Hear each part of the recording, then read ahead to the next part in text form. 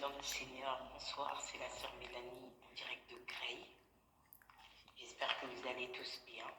Je remercie encore le Seigneur de m'avoir encore donné l'occasion de pouvoir partager avec vous. Voilà, nous avons prié un petit moment. Seigneur, tu m'as fait ce don le plus précieux, qui est la richesse.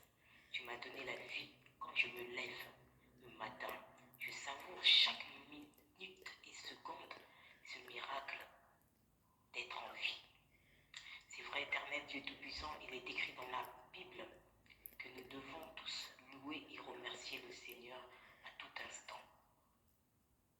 Voilà pourquoi je te dis merci Seigneur, pour tous ces moments aussi que tu m'accordes, pour pouvoir partager aussi une parole à ton peuple.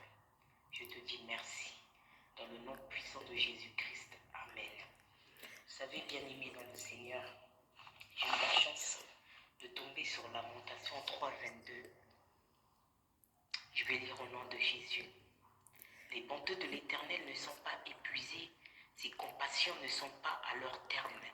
Elles se renouvellent chaque matin. L'Éternel a de la bonté pour qu'il espère en lui, pour l'âme qui le cherche. Voilà ici, bien-aimés dans le Seigneur, ce que nous pouvons voir dans Lamentation 3,22.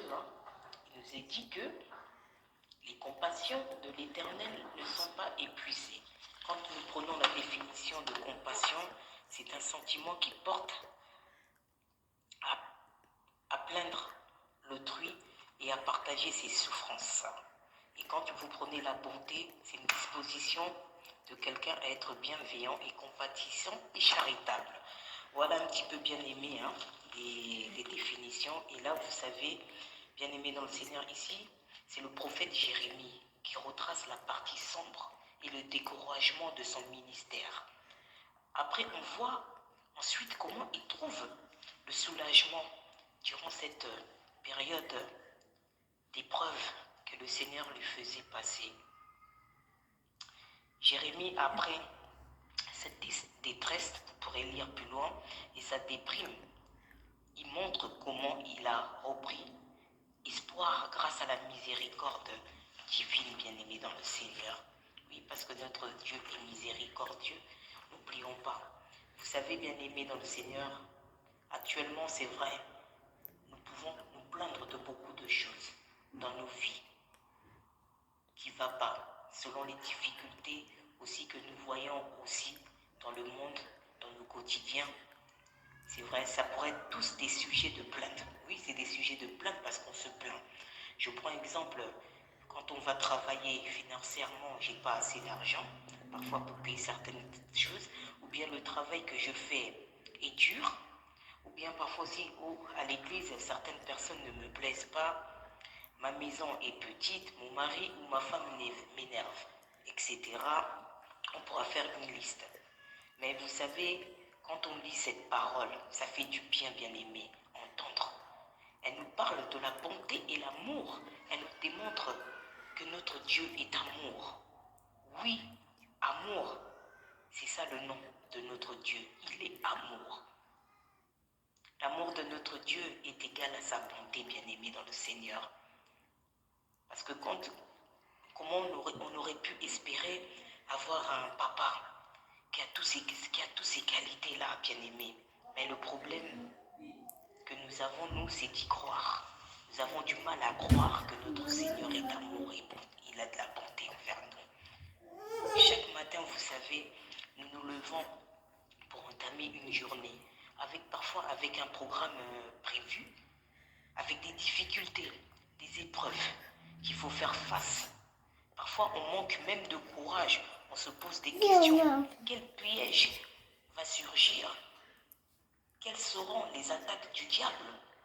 Qui est-ce peut-être que je vais rencontrer qui va me prendre la tête ou qui va m'embrouiller? Il y a toutes ces questions-là qui se posent dans nos têtes. Mais moi, je voulais te dire, le Seigneur nous demande de lui faire confiance, bien-aimé, et d'espérer en lui. Faire confiance et de lui laisser la place pour qu'il puisse agir dans nos vies, bien-aimés, dans le Seigneur. Si tu laisses la place à notre Dieu de pouvoir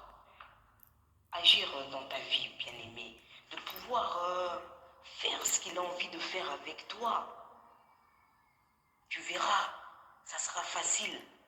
Ça sera tellement bien facile, tu ne pourras pas imaginer.